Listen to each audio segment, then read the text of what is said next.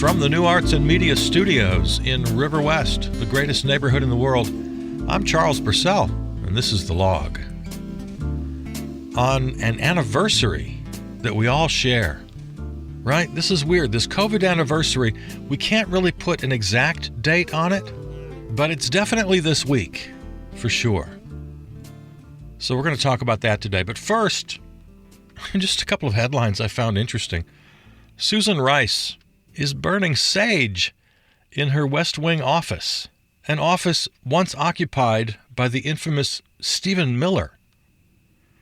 Susan Rice is director of the White House Domestic Policy Council for President Joe. And, when they get the new administration put together, everybody gets assigned an office. And I don't know if by design or by coincidence, she was assigned the office that was occupied by Stephen Miller, who was, of course, infamous for being uniquely evil in an evil place. He was very influential in writing the inaugural American Carnage speech. He formulated the anti-immigration policy, the Muslim ban. So Susan Rice now has this office. And I guess you could call her a prominent black Democrat, as the Insider does here in this article, often vilified by conservatives. And when asked, she said, yes, I'm aware of the symbolism of occupying this particular space, where Miller formulated policies, including the wildly reviled child separation policy. And so she's taken a few steps to redecorate. It now has a bit of a Haitian decor going on. I don't know, I guess she has some Haitian roots. There's a painting from Haiti that's hanging in the room. And among the decorations, there's this nice little decorative bowl with burning sage.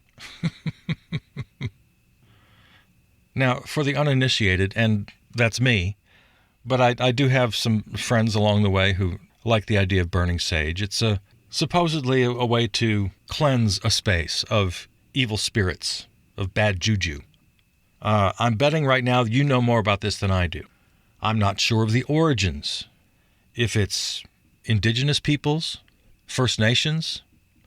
I think it's a First Nations thing, actually. Not really sure. So, again, I'll bet you know more about this than I do.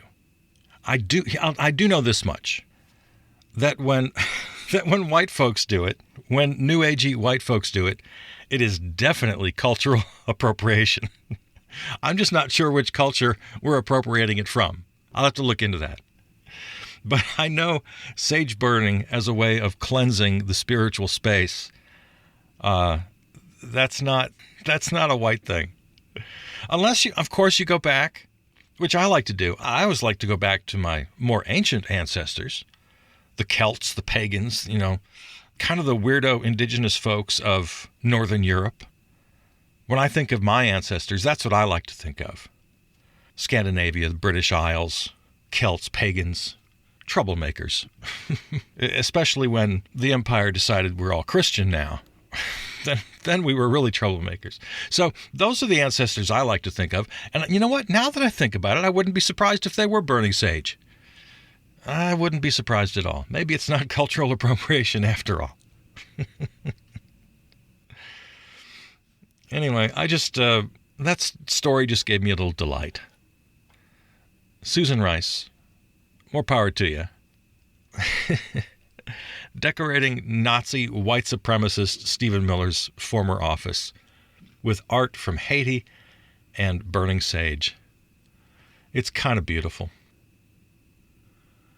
And it's such a right-left divide kind of thing, right? Any conservative reading this article is just going to mock her, which it sounds like I'm doing, but I'm not. It's fine. It's fine with me. But just one more opportunity for us to divide. Oh, look at that. Haitian art.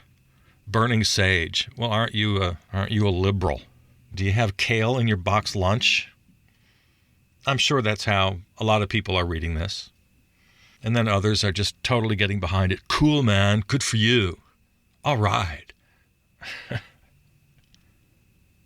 Speaking of the right-left divide, This article from, let's see, where's it from? From Esquire by Charles P. Pierce had the best headline of the week.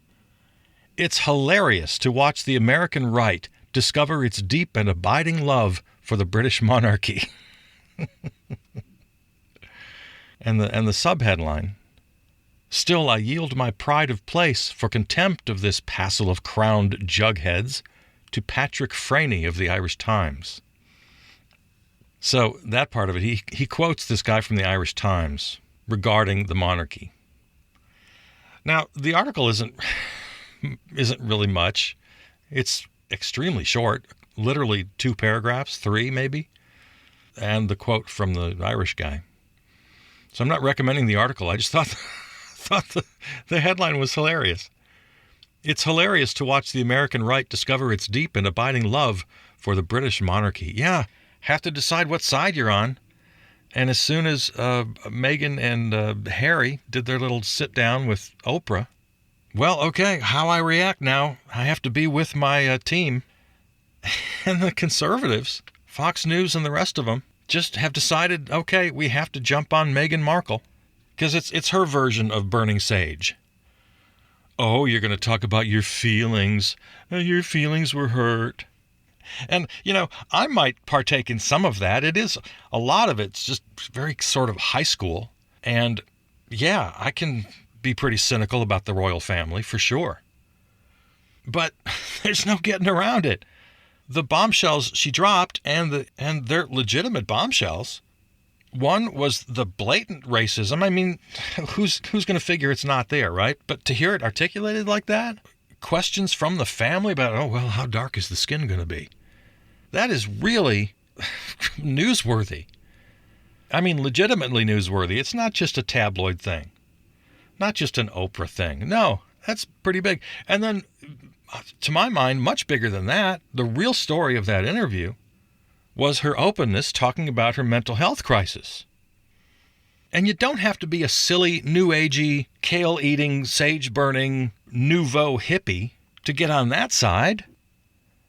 You guys, mental health, suicide, these were truly important revelations.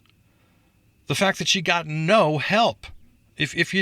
I can't imagine you haven't just heard this, even just out of the side of your ear, even if you're not following it. But she revealed that she was suffering from such great anxiety, justified or not. You don't ask people to justify their anxiety. If someone's feeling it to the point where they're thinking about ending their own life, I don't care if you don't think the reasons are justified. At that point, it doesn't matter. There is a mental health crisis happening, and it has to be respected, and it has to be dealt with. And if her charges are even half true, that the institution of the royalty over there, the firm as she calls it, were unwilling to give her any help, just to pat her on the head and say, forget about it. Nothing we can do for you, nothing we want to do for you. Well, that's pretty serious. And way past the silly, cynical attitudes you can have about this whole story. You cannot be silly or cynical about that. That's the real deal. I mean, come on. I mean, the rest of it, sure. Like I said, it's pretty high school, a lot of it. The little back and forth, the disrespect. I guess as far as I understand the story, I guess I understand why they left and the whole deal. I don't want to get into all of it. But the fact is, they're young. You and I talked recently about how when you're in your 20s, you laugh at teenagers. When you're in your 30s, you kind of nod your head when you look at people in their 20s and you go, oh, yeah. Lessons to learn still. And it continues. In your 40s, you look at people in your 30s, say, I remember going through that. You got things to learn. Well, they're very young. They're just really young. And they've got so much to learn about just dealing with life. And then you toss them into this weird kind of behind the looking glass life they led. I don't know. I'm not judging them. I'm definitely not judging them. And you can get way deep into the weeds with this story. But for me, it begins and ends with those two big revelations. The racism was blatant. I mean, just right out there. And the lack of support, the lack of recognition for someone's mental health crisis, man, that's the kind of thing that merits investigation and some sort of punishment, restitution. That was terrible. But I've already said too much. But I do, like the headline writer, I too find it hilarious to watch the American right just fall all over themselves to defend the monarchy. Huh? Okay. You decided you have to fall there because Harry and Meghan seem like the type who might burn sage in their house, and we can't have that. We don't like that. We don't like them liberals. Meghan Markle's father, in his first interview, again, all I know, beyond the headline, I know nothing. But he defended the monarchy. Who is this guy? Once again, I'll bet you know more about this than I do. I would bet money that you do. But what kind of a father goes on national television, worldwide television at this point, because it's a global story? What kind of a father doesn't defend his daughter? I've got a daughter I'm not sure how old Meghan is. My daughter is 32 years old. You don't think that I would completely 100% defend her if she was in some sort of trouble and I was asked by a reporter? 1,000%. What kind of a father? That's just crazy to me. That's unfathomable. I don't get that one at all. I don't know. What are you going to do with people? What are you going to do with these weirdo conservatives? Cultural conservatives? Fox watching, pathological, damaged. What is wrong with these people? Seriously. And then more on my side of the equation, the liberals are falling all over themselves defending Meghan and Harry, and I kind of get that. Although, as I've already said, they strike me as very young people. So, not to worry. They'll be okay. They'll be fine. They got lots of money, and they've got a nice independent life now. They're going to be just fine. So let's not worry too much. I don't know how the people in Britain and in the Commonwealth nations put up with this crap. I don't know. I don't get it. At some point, don't you figure at some point in human history, that's all got to just crumble? The whole royalty thing doesn't it have to crumble at some point? Or at least be like other countries. A lot of places have monarchs, right? Doesn't Sweden still have a monarch?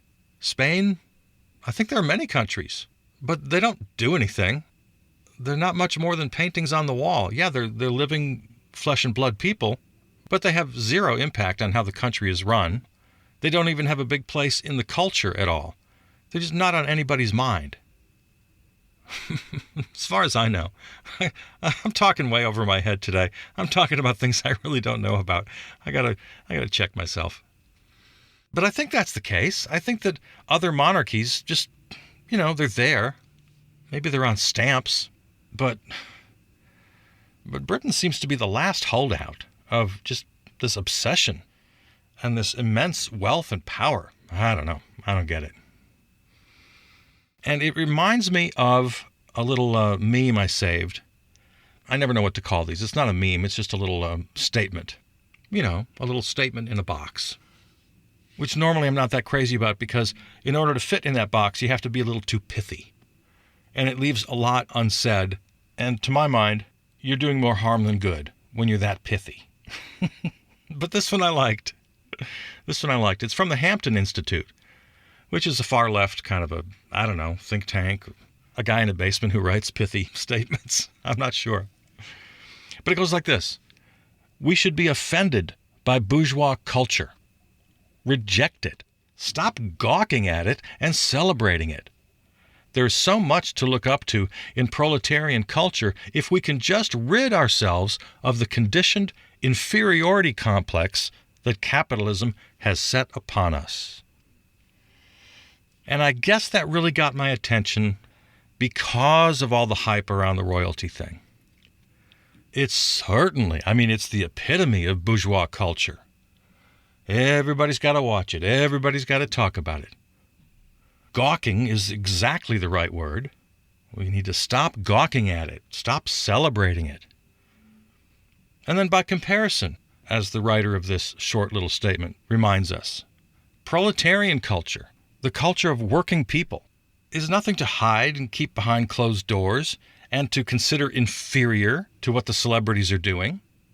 The television, which we all need to turn off, corporate for-profit media, my favorite punching bag around here, that's exactly what they're doing 24/7, conditioning us to feel inferior to the bourgeois culture, giving us some notion that we could buy our way into the bourgeois culture, and really isn't that what it's all about? If Coca-Cola wants your buck in the vending machine to buy that can of Coke, well, they better convince you that all the beautiful people on the beach are only there because of the superpowers they've gained through the consumption of delicious ice-cold Coca-Cola. I mean, this kind of criticism has been around forever in American culture, certainly since the 20s, 30s, 40s, when consumerism started to take off and a few people started to notice it. What's the old Christmas movie? Miracle on 34th Street. It's all about that. What popped into my head just now was the scene between the kid janitor sweeping up the locker room and the old Santa Claus guy. And he says, yeah, of all the isms in the world, there's nothing worse than commercialism. I mean, this complaint has been around a long time, but we need regular reminders. Because we get sucked into a culture that's not ours. It's not natural. It's not indigenous to our people, to our souls. No, it's created. And we gawk at it. And we celebrate it. And what can be more indicative of this problem than the whole Harry and Meghan saga? If we could just rid ourselves of the conditioned inferiority complex that capitalism has set upon us. Yeah, a nice little pithy box there from the Hampton Institute. Popped into my news feed at the appropriate time. Thank you, Mr. Zuckerberg. Sometimes that algorithm works like a charm. Yeah, I needed to see that right now. That was perfect. Thank you. That was pretty good. Well, I mentioned at the top of the show, this is our anniversary. It's the 1-year anniversary. Now, there are a lot of dates you can mark. The first indications of the virus here on this continent, in retrospect, in medical hindsight, goes back to January or December of 2019. And you can mark the first documented case, the first hospitalization, the first death. But for all of us, it's this week at some point. For me, I'll tell you, I remember the date, March 12th. It was a Wednesday. And back in the ancient days before COVID, that seemed like a lifetime ago, in my non-radio podcast life, I paid the rent as a musician and as a host, a trivia host. I hosted trivia a couple nights a week, and I gigged a couple nights a week, and I cobbled together a little living doing that, none of which I've done for the last year now.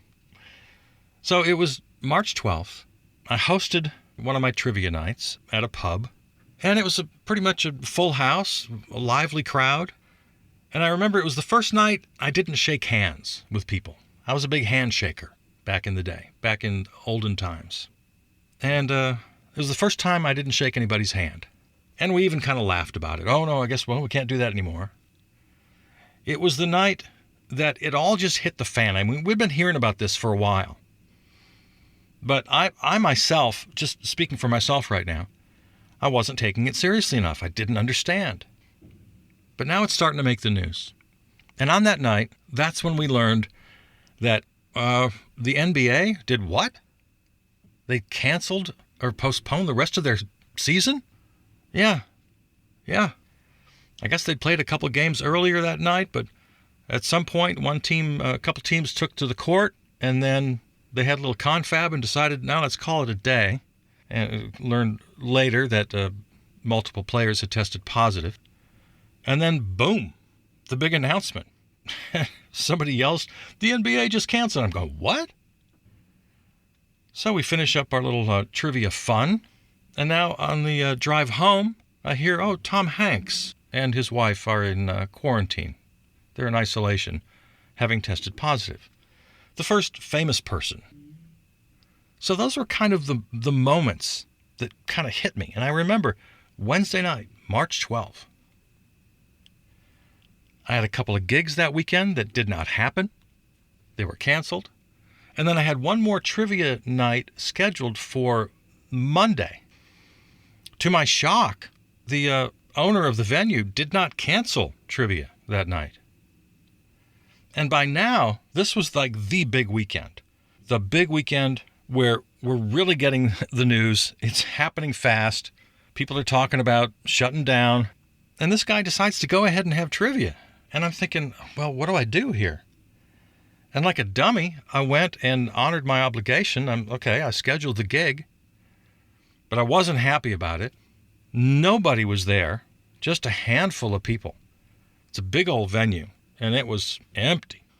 So that was just odd.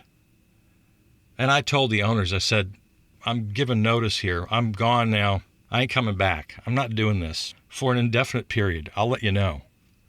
If you want to keep doing this, get a sub. Get somebody else. And I'll let you know if and when I'm ready to come back. And that was it. That was the last time I stepped foot out of my house, basically. A little bit of exaggeration there. It is definitely the last night I worked. So that's my story anyway. And now all of us together have this 1-year anniversary. And at this 1-year anniversary, getting the big news, I'm not going to share it because I'm afraid I'll say something wrong. The last thing I want to do is make a mistake. But the Centers for Disease Control have finally the long-awaited guidance on what vaccinated people can and cannot do. What I know for sure, and I'll just make this very brief because I don't want to steer you in the wrong direction. Apparently, vaccinated people can gather together without masks or social distancing. But as soon as you get anybody else in there who's not vaccinated, then some protocols have to come back. Vaccinated people in public still need to do all the regular mask wearing and social distancing because they can still carry. And also, they don't recommend travel at this point. So there's more to it. That's all I'm going to say because, again, I don't want to make a mistake. But it has brought us to this moment that we've kind of all been waiting for. And it's so scary because so many people are just going to take off and say, it's over. And they're just going to, we've already seen it, obviously, especially in Florida. Well, we've seen it everywhere across the country. It's not just these Neanderthal, irresponsible governors in Florida and Texas. It's a nationwide problem. Just filling the bars, spring break like nothing ever happened, filling restaurants, ballparks. It's just really, it's pretty scary. And some of the most respected voices, the experts, warning us, wait, hold up. This guy, Osterholm from Minnesota, I forget what position he officially holds, but he's a frequent talking head. He's got dire warnings about how we could go through an entirely new surge if people drop the ball, allowing the variants to thrive. So we're at a really weird place right now. From 1 year ago, my life has certainly changed. As I said, I was cobbling together a living wage, not making a lot of money, but paying my bills. I was fine. I wasn't worried about money. But I was doing it by singing and performing, being a smartass, hosting trivia. And that all just went away. That just went away overnight. And I was lucky. I got the unemployment I needed. And with the CARES Act, I got that extra $600. And so I made it all right. I decided to move out of the big house and find a small apartment. Started doing the podcast on a daily basis. Shortly after that first big weekend we talked about, it was only a week or two later that I talked with Martin over at River West Radio and said, let's do a daily show. Because we were trying to figure out together, well, how are we going to keep things going here at the radio station? And at the time, we needed content. And so as kind of a favor, I said, well, you know what? Let me do, I'm home now, and I'm not working. Let me do a daily show for you. At least there'll be new content every day. And hopefully we can keep the listeners interested. And to his credit, and I've said this before, Martin and Zav over at River West Radio, the flagship station here for The Log, just did a tremendous job of getting the station back on its feet very quickly. They got all the producers together, and they figured out the tech, and they got everybody working from home. And the live content now, the new content daily, is fantastic. I always recommend that you check out your local community radio station. That's where the action is. That's where you're going to find voices that will inform you and delight you and occasionally enrage you. Getting back to that earlier thing from the Hampton Institute, what you're going to find on your community radio station is the exact opposite of bourgeois culture. It is proletarian culture. So seek out your community radio station. And if you want to hear my guys, riverwestradio.com out of Milwaukee, Wisconsin. riverwestradio.com. Just check it out. Just put it on for a day. Just have it be your default for the day. Because if you listen for 5 minutes, you might not get it. But I swear to God, I promise you, I absolutely guarantee you that if you listen and if you continue to listen for the day, you will be amazed at what you've stumbled upon. The insight, the humor, the authenticity, underheard, underrepresented voices on underrepresented topics in the most genuine voices you've ever heard. So I highly recommend, again, seek out your local community radio station. Listen, if you're so inclined, volunteer. What a beautiful, beautiful corner of the broadcasting world. So it's been a big part of my life in this last year doing The Daily Show. I'm in my little small apartment now, which I absolutely love. Got this great view of Lake Michigan and downtown skyline. Of course, I'm the luckiest guy in the world. I was only able to do this because I was old enough to take my retirement. Wasn't planning on taking the early retirement, the Social Security. Was planning on working for another probably at least 5-10 years, taking it later. But COVID kind of made the decision for me. I'm not going to go out and sing in bars. A lot of my friends are doing it. In fact, most of them are. All of my musician friends are still out there, and they've been out there for months. I ain't doing that. I'm not taking the chance on my personal health, and I don't want to be a part of the spread. But it doesn't make me a better person. I'm just damn lucky that I was old enough to grab that Social Security. Most of my friends many of them are younger and couldn't do it. They didn't have that option. So I don't blame them for going out there, but I think it's a damn shame. It's just a damn shame that they have to risk their own health and that they have to be participants in this horrible, horrible spread. So I'm just hunkered down. I'm here. I have been for a year. And it's going to take a while. I'm going to be hunkered down for the foreseeable future. I ain't going out anytime soon. So my life has just turned 180 because of this. And at the 1-year anniversary, it's quite a thing. And it's not a very happy anniversary for millions of people. Struggling with their health, struggling with their grief, struggling with their finances, taking care of their families. Yeah, this is a hell of a 1-year anniversary. And next year at this time, and then the following year and the following year, I guess we'll sort it out. We'll figure out how to commemorate. I don't know if we'll land on a particular date, like other anniversaries. But there's no questioning. This is certainly anniversary week. It's when it really hit the fan. All right, well, that's my time. Tip your servers. I love you. I'm Charles Purcell.